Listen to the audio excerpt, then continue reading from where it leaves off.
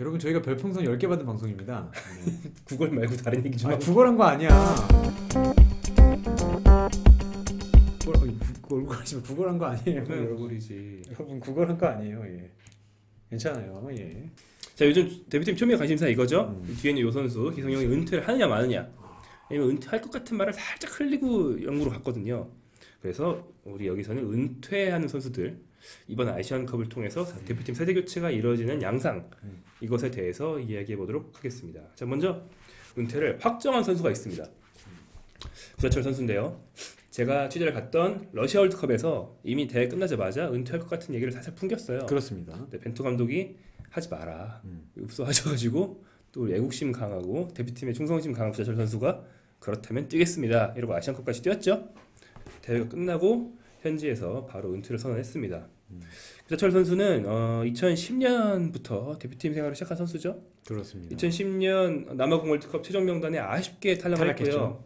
하지만 2011년도에 아시안컵 득점왕으로서 득점 5골 넣었습니다. 네, 한국 축구 역사에 분명히 한 페이지를 남긴 선수입니다. 뭐 아시안컵 같은 큰 대회에서 득점왕한 선수가 한국 축구 역사에 몇 명 없거든요. 그렇습니다. 분명한 페이지 남겼고요. 그리고 2012 런던 올림픽 동메달 주역으로서도 역시 한 페이지를 남겼고, 당시에 YYY라는 명언을 멍멍거리는 것처럼 들리긴 했는데, 기성용 선수에게 끝없이 이제 갈군당한 Y밖에 모르냐. AMH에서 76경기와 9골을 득점했고, 득점 자체도 미드필더로서 좀 많은 편이지만 특히 순도가 높아요. 평가전에서는 6골만 넣었고 일종의 대회 경기에서 13골을 넣었어요. 의미 있는 골의 비중이 컸고요. 특히 최근에는 러시아 월드컵 최종 예선에서 최종 예선에서 한국이 되게 고전했잖아요. 그때 중국전, 우즈벡전 이 두 경기가 한국이 한 골차로 겨우 이겼는데 둘 다 구자철이 골을 넣었습니다. 어쩌면 구자철이 골을 못 넣었으면 한국은 월드컵도 못 갈 수도, 진짜 디자스터 됐어요. 네, 그랬을 수도 있는, 늘 헌신적인 자세와 어떤 알토란 같은 득점으로 대표팀에서 많은 공헌을 해준 선수인데 이제 떠났어요. 네. 구자철 선수에 대해서 어떤 기억을 가지고 계세요? 저는 2010년이었죠. 서울이 우승할 때. K리그에서 서울 우승하고 때 박경원 감독이 그때 제주 첫 해 맡았는데 네. 제주 축구가 그렇게 매력적인지 몰랐어요. 그때 서울 미드필더가 뭐 하대성, 고명진에 뭐 제파로프에 뭐 다 있는데 이 구자철, 박현범이 정말 공을 잘 차더라고요.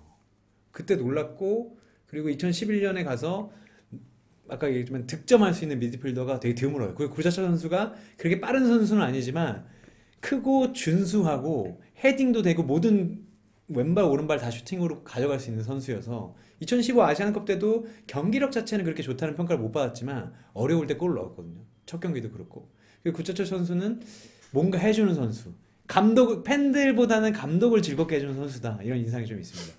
맞아요. 기성용 선수가 아주 어렸을 때부터 완전 엘리트, 정말 뭐 키도 크고 킥도 좋고 완전 타고났다 이런 소리를 들었다면, 구자철 선수는 비교적 약간 노력파 느낌이 좀 있죠? 싸이월드 얘기했으니까 둘이 싸이월드 친구 맺고서 네.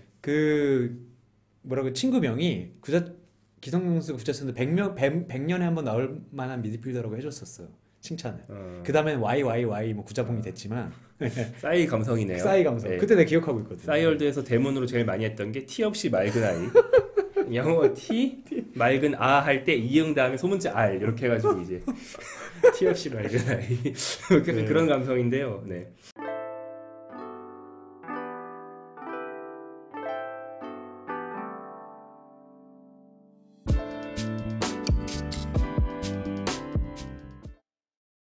아무튼 구자철 선수가 약간 후천적으로 굉장히 노력을 많이 해서 그 뛰어난 발재간, 그 자신이 후천적으로 발달시킨 뛰어난 발재간으로 한때는 한국에서 명백하게 가장 발재간이 좋고 좋았죠. 타락박을 잘하는, 타락박 잘했습니다. 그걸 보고 볼프스부르크에서도 중용했던 그런 선수인데, 뭐 최근에는 이제 아우크스부르크. 네, 약간 좀 그때만큼 민첩한 몸놀림이 안 나오면서 누가 별풍 쐈어요? 왜 리액션 하고 계세요? 내가 잘못 말한 것 같아서. 볼프스부르크도 갔었구나. 볼프스부르크 처음 갔을 때 그랬죠. 갔었어요. 네. 아무튼 뭐 그 정도의 뭐 발전을 가지고 있었는데 지금 그렇진 않지만, 아무튼 끝까지 헌신적인 모습 되게 감사하게 생각할 만한 부분인 것 같고, 구자철은 좀 더 빨리 놔줬어야 된다고 생각해요. 너무 아프잖아요. 딴 게 아니라 아프니까. 네. 그래서 딴 게 아니라 아프니까. 저는 뭐 무조건 그만해야 된다는 게 아니라 네. 구자철 선수는 이제 너무 아픈 게 보이니까 그 리그도 못 뛰고 가서 그러니까 좀 그게 안타까웠죠. 솔직히 구자철 같은 선수가 부르면 올 건데 이번에 그래도 못 올 거라고 얘기를 분명히 했죠. 자기 무릎에 주사기를 박아가지고 이렇게 당겨서 물을 뺀다고. 아니 구차 선수는 그 비행을 오래 하면 무릎에 물이 찬대요. 박진호 선수가 그것 때문에 사실은 대표팀 은퇴를 빨리 하고 싶어 했고 무릎에 미세한 손상이 있으면 그 기압이 달라지는 비행기에서는 그렇게 된다고. 티어씨 말고 나이 많이 그래 계시네. 저게. 사이드를 많이 해보셨나봐요. 그러니까 이게 다 나이들이 많다니까. 스킨 근데 뭐였어요? 네, 방 뭘로 꾸미셨어요? 스킨 방에 그 계집 났어요 안 났어요? 안 돼. 안 돼. BGM S 전업이었어요 뭐였어요? SG 원업이 그땐 정말 장난 아니었지. 프리템포였어요? 네. 아무튼 구자철 선수는 뭐 무슨 얘기였었지? 무릎에 물이 찼다. 아, 예. 그러니까 뭐 놔줄 수밖에 없는 거죠. 이건 뭐 어쩔 수 없습니다. 네. 하지만 저 선수는 아직 안 된다는 거. 아 그래요? 이 선수. 이제 기성용으로 넘어갈까요? 네. 기성용 선수는 떡밥만 던졌어요. 그 아시안컵에서 부상으로 일찍 빠지고 스윗박스 스윗박스의 라이프 이즈 쿨을 이제 BGM을 했던 분이 계신데 저거 많이 했어요. 싸이 시절엔 저거였습니다. 프리스타일 와이도 많이 했어요. 그쵸. 네. 오늘 대문 바꾼대. 저희 오늘 친구 맺어요, 여러분. 자, 나는 가끔 눈물을 흘린다. 더 이상은 네이버. 네. 많은 그 싸이 감성. 자, 그만. 자, 네. 기성용에 대해서 얘기를 해보면 기성용 같은 경우는 그 돌아가면서 영어로 주님 감사합니다. 마침내 끝났네요. 땡스가 파이널리 is over인가? 뭐 그런 문구를 인스타 스토리로 올리고 갔어요. 그러면서 사람들이 은퇴하는 것 같다라고 짐작을 많이 했고 공식 발표는 없지만 많은 언론에서 사실상 은퇴한 걸로 치고 이제 은퇴했다 어떻게 할 것이냐 식의 기사가 이제 갑론을박 나오고 있는 상황입니다. 이제 좀 전에 말씀하신 걸로 봐서는 기성용은 없으면 안 된다. 아직은 안 된다. 이렇게 보시는 없으면 것 안 같은데. 된다는 게 아니라 우리가 기성용 없이 이제 독일을 잡긴 했지만 저는 2020 카타르 월드컵까지는 기성용이 가야 되지 않나. 그러니까 뭔가 저는 본인의 의견을 가장 존중해요. 그러니까 그만하겠다면 진짜 나 그만할 거야 선언하면 이제 그때는 이제 얘기가 달라지지만 스토리는 없어지잖아요. 네, 없어지니까 네, 하루 정도의 경기가 대회가 끝났다는 생각했던 것 같고 대신 지금처럼 뽑았으면 안 된다. 무조건 다 불어서 하면 기성용 선수 정말 그 선수 생활이 더 짧아질 수도 있다. 그러니까 중요하지 않은 경기가 뭐 없다고도 말할 수 있지만 사실 국내에서 하는 친선전을 모두 빌릴 필요는 없잖아요. 유럽 친선전은 모두 가야 되고 카타르 월드컵 예선전부터 부르면 되는 거고 기성용도 몸을 좀 그걸 줘야 될 것 같아요. 왜냐면 우리는 유럽하고 다르잖아. 10시간 왔다 갔다 하면 아무리 비즈니스석 타고 해도 진이 빠질 수밖에 없어요. 그리고 저 선수들이 어쨌든 리그에서 좋은 기량을 가지고 있어야 우리도 더 축구 실력이 올라가기 때문에 저는 기성용은 가지고 있어야 되고 저 선수 없이는 아직은 조금 힘들 것 같다. 대체자가 전환이라던가 변주 감독이 바라는 그런 축구를 가장 잘할 수 있는 사람도 사실 기성용이다. 저는 이렇게 생각하고 있습니다.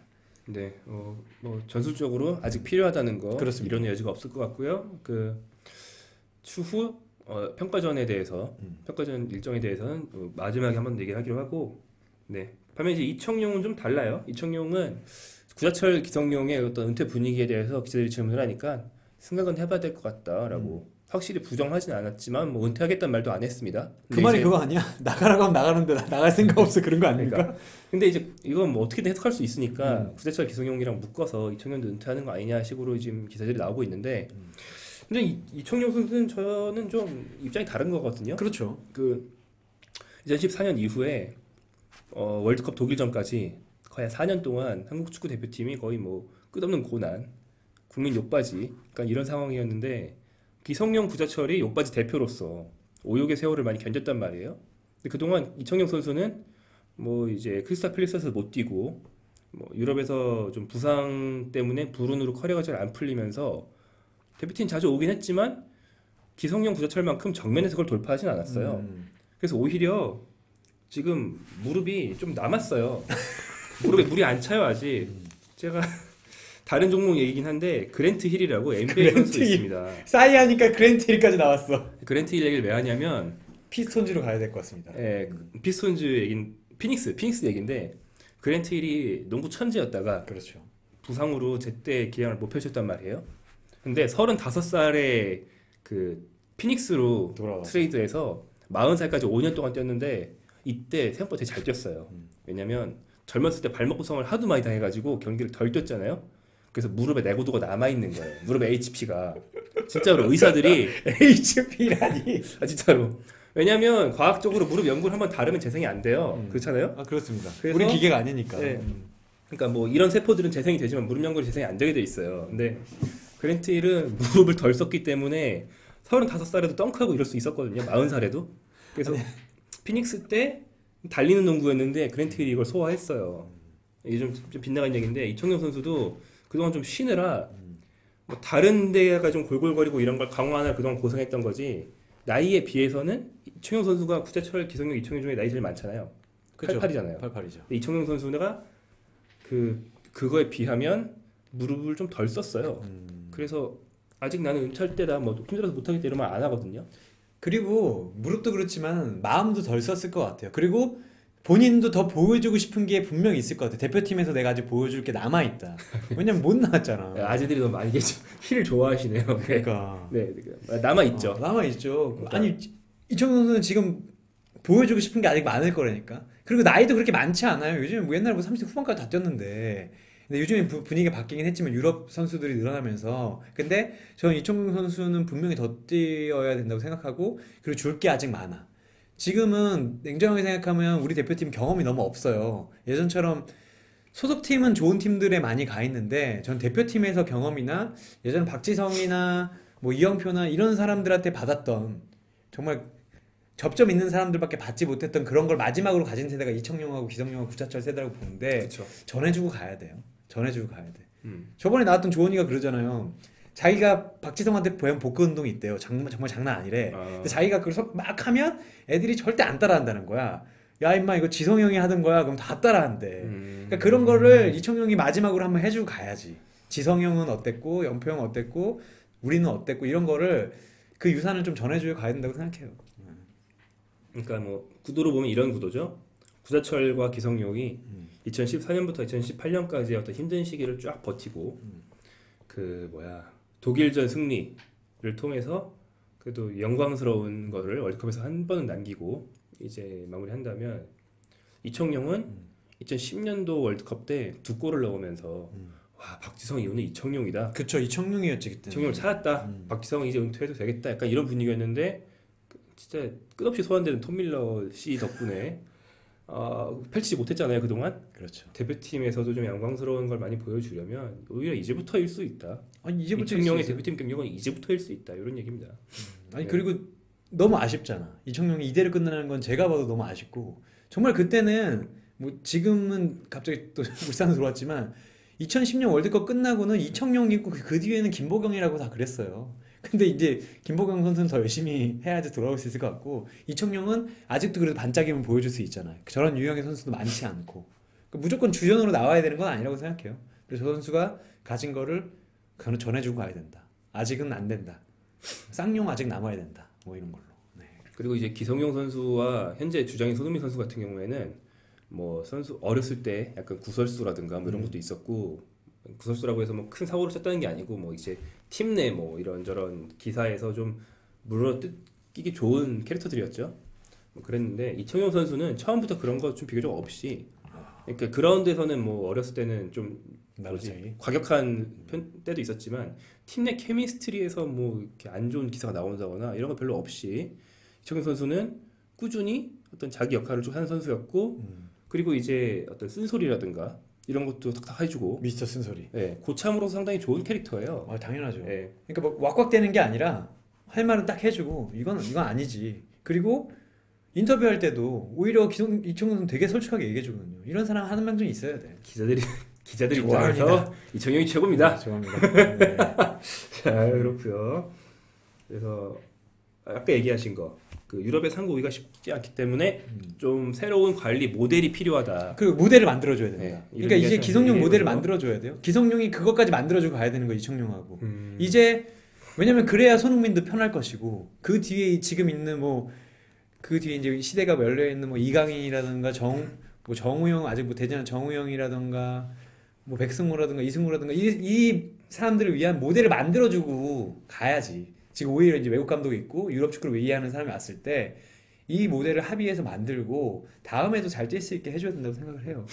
이를테면 뭐 남미 나라들에서 종종 그런 모습이 보이는데 뭐 아르헨티나나 브라질도 자국 평가전, 그러니까 월드컵 예선 말고 자국 평가전 할 때는 뭐 메시나 이런 선수를 안 부르는 경우 있거든요. 아, 그렇죠. 약간 그런 모델을 말씀하시는 그렇습니다. 것 같고 물론 조금 궤가 다르긴 합니다. 왜냐하면 아르헨티나나 브라질은 유럽 원정이나 중동 원정 평가전 비중이 되게 높고 대표팀 멤버의 대부분이 유럽에서 뛰기 때문에 오히려 원정 평가전을 더 많이 해서 그런 거긴 하지만 거꾸로 말하면 한국도 국내 평가전의 비중을 좀 줄이고 유럽 평가전의 비중을 좀 늘릴 필요도 있지 않나. 그리고 그런 사실 생각도 해요. 중동에만 가도 그렇게 안 멀어요. 유럽에서 그렇게 멀진 않아. 그러니까 타임라인이 같기 때문에 네. 중간 지점인 중동에서 만나는 게 상당히 합리적일 수 있죠. 그렇죠. 그러니까 우리가 그럴 필요가 있다는 거. 이제 기술적으로 물론 스폰서들을 위해서 뭐 국내에서 해야겠지만, 근데 결국에는 성적을 올리거나 그 인기를 올리려면은 스타 플레이들이 뛰어야 되는 거니까.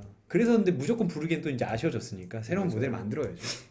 그러니까 해외 평가전도 돈이 안 벌리는 건 아니거든요. 아, 그렇죠. 물론 국내 평가전만큼은 안 벌립니다. 국내 평가전은 국내에서 하는 그 경기에 일단 입장 수익을 대한축구협회가 다 이제 스스로 이제 걷어들여서 원정 팀한테 얼마 주고 분배를 하는 거고 말씀하신 뭐 메인 스폰서들이 그 원하는 국내에서 광고 효과도 있기 때문에 국내 평가전을 많이 할 수밖에 없는 현실적인 어른의 사정이 있긴 하지만 그래도 유럽 평가전이나 중동 평가전 같은 걸 좀 확충시켜서 원정 가서 평가전 하는 것도 돈 벌리는 거거든요. 돈 받고 하잖아요.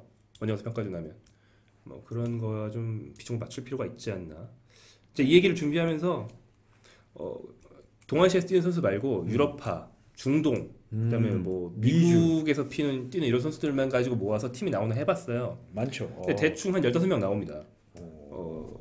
읊어볼까요? 김기 선수는 이제 미국에서 뛰고 있죠. 예, 뭐 국내 복귀설이 있긴 합니다만 일단 미국에서 뛰고 있는데 수비수에 김기, 임창우 수비수가 없어요.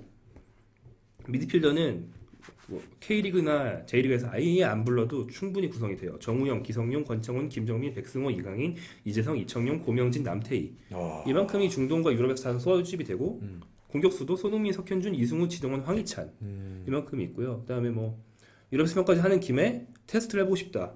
그럼 바이에른의 정우영이나 뭐 이 분데스리가 독일 2부에서 어느 정도 뛰고 있는 박이영이나 서영재 같은 선수들 풀백들을 테스트 해보는 것도 가능하거든요. 그렇죠. 그러니까 유럽 평가전 하면 골키퍼 빼고 필드 플레이어는 이 아시아 쪽에서 한 3명만 데려가도 라인업이 나오긴 나와요.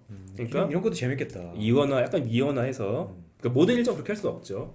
뭐 기성용이나 손흥민도 뭐 국내 타임 평가전을 오긴 와야겠지만 일부는 국내 평가전 중에 일부는 동아시아 선수들로만 하고 또 유럽 평가전의 비중을 좀 높여서 유럽 평가전 때는 유럽파 위주로만 하고 이렇게 좀 이원화하는 것도 어떻게 보면 볼거리도 되고, 네, 뭐 선수들 컨디션 관리, 은퇴 시기를 늦추는 거, 선수들의 은퇴 시기를 늦추어서 이제 선수들의 건강도 관리해주고 또 오래 대축협회 입장에서 오래 빼먹는 거. 아 근데 그게 필요한 것 같아요. 왜냐면 이러면 정말 선수들이 소진되니까. 그 비행기 타보신 분들은 이청용 선수 이번에 봐봐요. 물론 그 갔다 와야 되는 거지만 무박 3일로 갔다 오면 사람이 얼마나 진이 빠지겠어.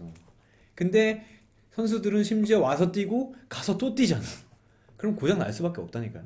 맞아요. 저는 새로운 모델을 만들어야 할 때다. 그리고 그걸 만들어서 무조건 남아달라고 하는 게 아니지. 부려먹겠다는 게 아니라 이청용, 기성용은 아직 줄 것도 많으니까 그런 모델로 해서 우리가 관리를 좀 하자. 그런 얘기예요. 네.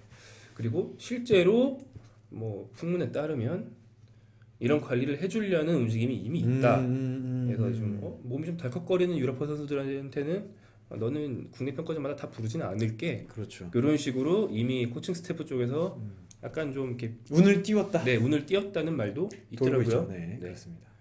오늘자 서영욱 칼럼에도 그 얘기가 들어 있더라고요. 그렇습니다. 그렇다고 하더라라고. 그렇다고 하더라. 네. 저희도 그렇다고 하더라. 네. 그렇다면 뭐 더욱더 지금 우리가 말한 약간 반이원화 같은 게 현실화될 가능성이 이미 있지 않나? 그렇죠. 네, 그렇게 생각합니다. 여기까지 얘기해봤고요. 자 이제 은퇴한 선수들에 대한 얘기를 마무리하는 차원에서 여러분의 질문 중에 일부를 소화해 보도록 하겠습니다. 톰 밀러 선수에 대한 어떤 비난 댓글 있고요. 이종현 전성기는 볼튼 시절이죠. 그러니까 그 뒤로 그만큼 올라오지 못했다는 게 참 안타까운 제가 건데. 10년 전에 가서 봤는데 그때라니. 전 볼튼 경기 가서 봤어요. 이제는 이종현 전성기는 보훔 시절이다. 이런 말이 좀 나왔으면 좋겠고 또 질문은 별로 없네요 오늘. 네. 황희찬 선수를 오른쪽 풀백으로 추천합니다. 이 얘기를 하는 분들이 좀 계신데 이거 사우디전 때 왼쪽 윙백으로 썼다가 얼마나 엉망되는지 보시지 않았습니까? 이거 쉽게 되는 거 아닙니다. 자, 그리고 좋은 것 같네요. 네. 이청용은 이제 중앙으로 쓰는 게 맞나요? 뭐 이렇게 곁다리로 이 얘기나 해보죠. 이청용 선수는 앞으로 뭐 아까 고참으로서 팀 내 뭐 입지나 뭐 경험 이런 얘기 했습니다. 그러면 이청용 선수는 앞으로 어떤 포지션에서 뛰는 게 가장 한국 축구에 맞는 포지션이 될 것인가? 저는 측면이 나은 것 같아요. 측면이 나은 것 같고, 그러니까 전 이제 굳이 이제 예를 들어 세우는 권창훈 선수가 돌아온다면 권창훈, 황희찬, 권창훈, 이청용이 되는 거지. 그리고 무한으로 반복을 하는데 어쨌든 이 두 선수는 공격에 좀 더 치증을 하고 이청용 선수는 밸런스를 잡아주고 순간순간 뭐 패스 같은 거 열어주면 충분히 역할을 할 수 있다고 봐요. 물론 이제 그게 주전이냐 아니냐는 좀 달라지겠지만 저는 그래도 측면이 낫다고 생각합니다. 황희찬, 권창훈, 이청용이요? 그 정도로. 손흥민 어디 갔어요? 손흥민은 앞에서 세우게. 황의조는 대표팀 낙마? 그러겠네. 제가 죄송합니다. 여러분 지금 프리로 저희가 하는 거기 때문에 예, 완벽하지 않을 수 있습니다. 그러니까 예를 들어서 그렇게 생각하니 그 두 명의 파괴적인 선수와 쓴다면, 그러니까 손흥민도 있을 수 있겠지만 뭐 손흥민, 권창훈, 이청용 뭐 이렇게 한다면 오히려 더 파괴력을 높여줄 수 있지 않을까. 맞아요. 이 선수들의. 저는 그러니까 이청용은 위치를 떠나서 다른 선수들의 어떤 뒤치다거리, 그렇죠. 그 뒤치다거리라는 게 무슨 가투소처럼 막 미친듯이 뛰어다니만 할 수 있는 게 아니고 이것만 있으면 할 수 있거든요. 그렇죠. 이번 월드컵에서 이번 아시안컵에서도 이청용 선수가 거의 무슨 수비형 미드필더처럼 내려가서 뛰는 거 여러분 보셨을 거예요. 그 다른 선수들, 이를테면 권창훈이 때로는 전술적으로 자기한테 주어진 역할을 무시하고 튀어나가서 상대팀을 혼란시키려고 튀어나가면 권창훈이 두고 간 자리가 비잖아요. 그럼 이청용이 그런 걸 메워주는 역할. 이청용은 뭐 그런 거는 충분히 할 수 있죠. 또 황희찬이 또 이제 딱히 깊이 생각하지 않고 일단 달리고 볼 때 맞춰서 패스를 넣어주고 뭐 황희찬이 깊이 생각하지 않고 크로스를 할 때 올 곳을 예상해서 이청용이 가 있는다.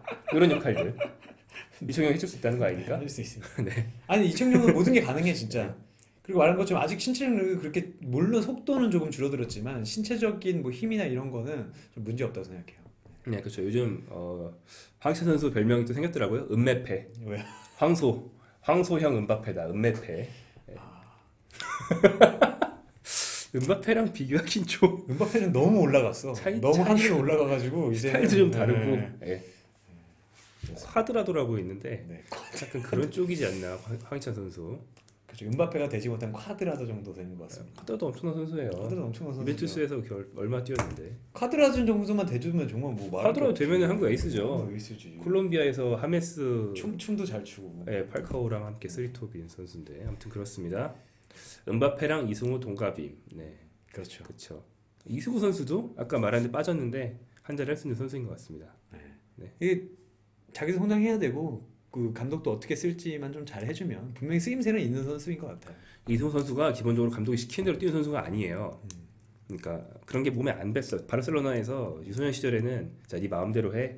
약간 이런 걸 먼저 배우기 때문에 수비 가담이나 이런 걸 할 때 뭐 하려고 해도 몸에 배지 않아서 이제 감독 지시를 따르려고 해도 아주 좀 서툴다 이런 부분들이 남아 있었는데 프로팀이고 특히나 이제 전술적으로 좀 빡빡한 이탈리아에서 주전으로 뛰다 보면 뭐 그런 좀 성장을 하고 벤투 감독이 더 좋아하는 스타일로 거듭나서 앞으로 대표팀에서 비중이 올라가지 않겠나 저는 이렇게 긍정적으로 한번 봅니다. 근데 계속 뛰면 정말 많이 바뀔 거예요. 박주영 선수도 이미 여기서 잘하고 왔지만 물론 지금은 정말 욕바지가 되고 있지만 박주영 선수도 AS 모나코 가서 다들 뭐 저런 데 가서 늘겠었는데 그때 엄청 많이 늘어왔었어요. 그렇죠. 네, 부딪히면서 그 지금 유럽에서 나오는 선수들은 정말 대단한 거고 계속 나온다면 더 대단해질 거예요. 그때 이제 축구팬들 하던 별명으로 축구 전도사 박선생이라고 모나코 박선생. 모나코 박선생. 네, 축구 배우로 유럽 축구 배우로 간 줄 알았는데 가르치고 있다. 모나코 박선생이라는 별명이 있었죠. 네.